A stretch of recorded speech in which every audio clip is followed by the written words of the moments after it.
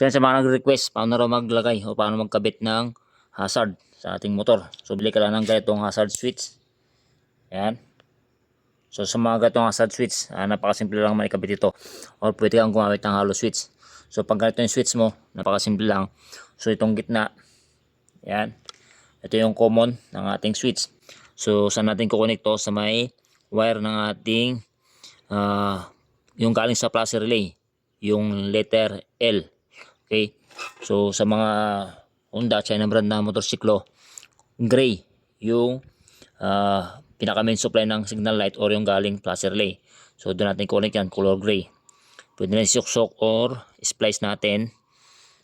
Tapos balutan ng electrical tape. Okay? Tapos yung magkabilang gilid na wire, yan sa left and right signal light wire. Okay? So tulad nito, ang left and right signal light nito is orange saka light blue. So kabit natin dyan. Suksok nyo or mas mainam, splice din, balutan ng electrical tape. Yan. Kahit baliktaran yan kasi nga hazard switch na hazard na yung ginagawa natin. So ganoon lang, kasimple. So gagana na yung ating hazard switch, yung hazard light. Yan.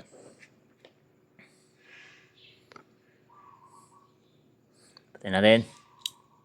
Yan. So kapag naka-hazard ka naman, yan, syempre hindi natin magagana yung left and right signal light natin. Kailangan patayin muna sa switch. Paano natin mapagana yung yan. Okay.